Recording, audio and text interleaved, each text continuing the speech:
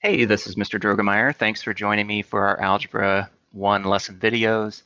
Today we're in Unit 2, looking at lessons 12 and 13, which is called Writing Equivalent Expressions. And in particular, we're going to be focusing on what are often referred to as special cases of quadratic expressions. And those two special cases that we're looking at are a perfect square trinomial and a difference of squares. So when we say a perfect square trinomial, remember trinomial, three terms, um, it's going to be a quadratic expression that when we factor it, we find that it's the product of a binomial squared.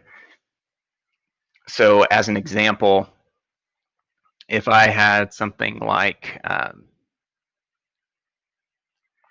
x squared plus 6x plus 9, if we were to factor that, we would see that it factors to x plus 3 times x plus 3, which is just x plus 3 squared.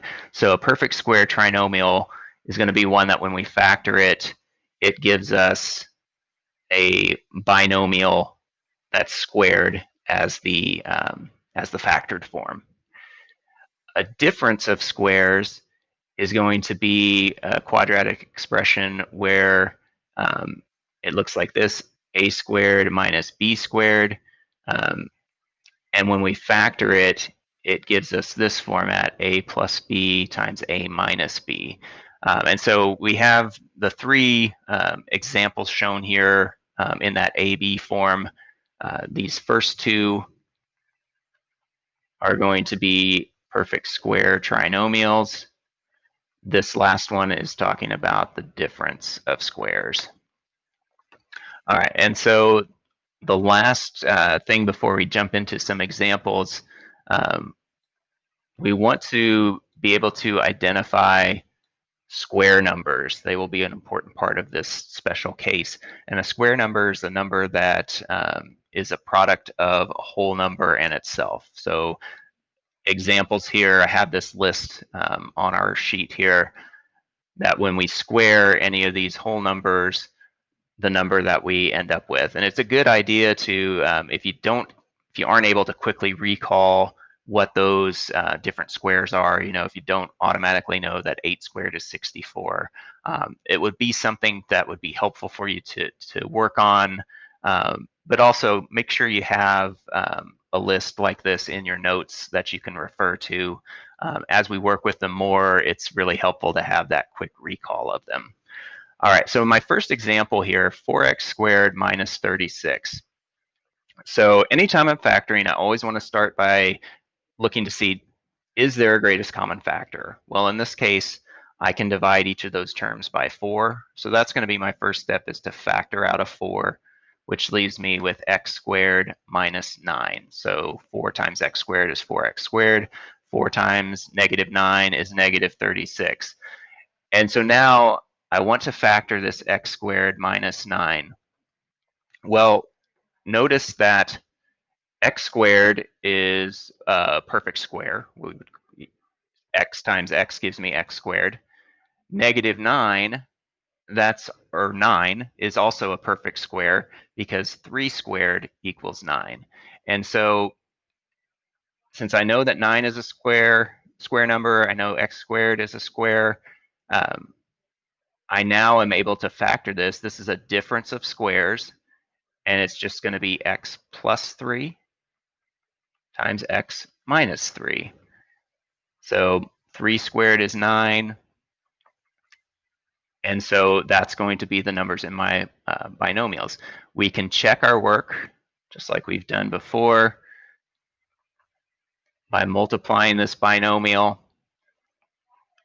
X times x is x squared. X times negative 3 is negative 3x. 3 times x is positive 3x. 3 times negative 3 is negative 9. That's all still multiplied by that 4. Notice the negative 3x, positive 3x in the middle, those zero out. Those are like terms. And just because I'm running out of space, I'm not gonna rewrite it at this point. So then I have 4 times the x squared minus 9. Well, 4 times what you see up here, 4 times x squared is 4x squared. 4 times -9 is -36. And so just a way of double checking our work on that.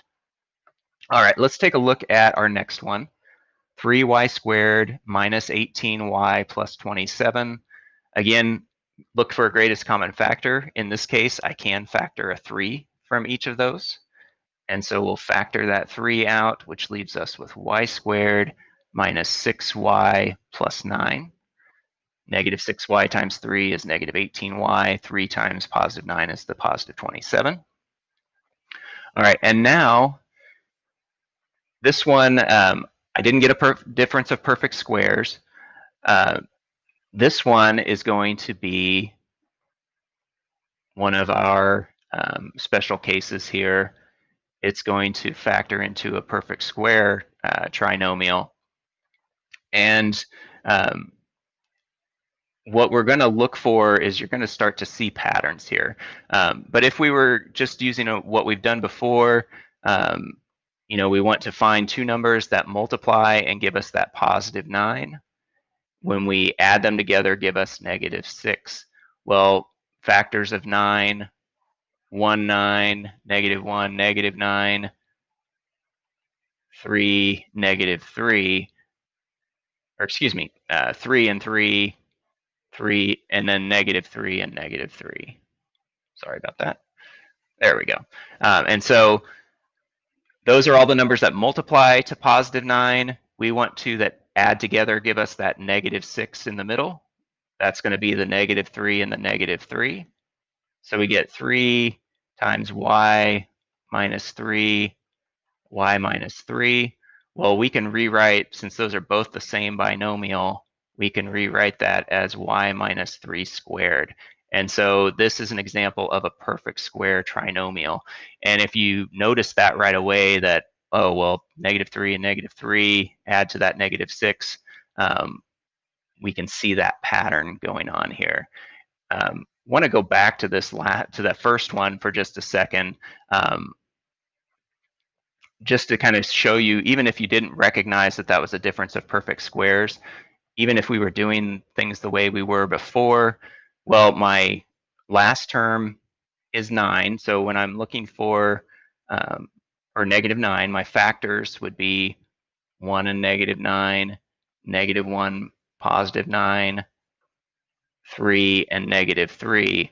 Well, when you add together the 3 and the negative 3, they add to 0. Since we don't have that middle term, we could think of this as having a 0x in the middle.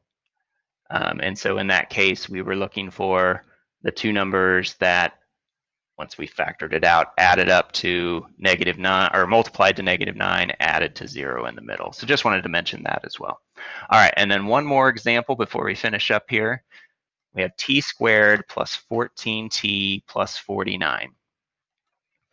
All right, no greatest common factor this time.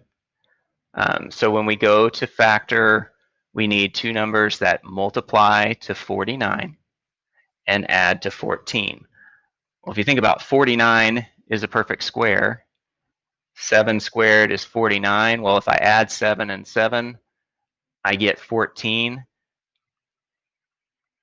And so just by knowing that those are perfect squares and how that works, this is going to factor to t plus 7 squared. We could go through our other process, factors of 49. It's just 1, 49, negative 1, negative 49. And then I think the only other one is 7. And then negative 7 and negative 7. So 7 and 7 add to our 14. So again, just some different ways that you can check that. But what we really want to focus on in this lesson is how we identify those patterns, because it can make our lives a little bit easier as we are factoring. That's all I've got for you today on writing equivalent expressions. Appreciate you taking the time to watch. And as always, if you do have questions, please let me know. Thanks. Have a great day.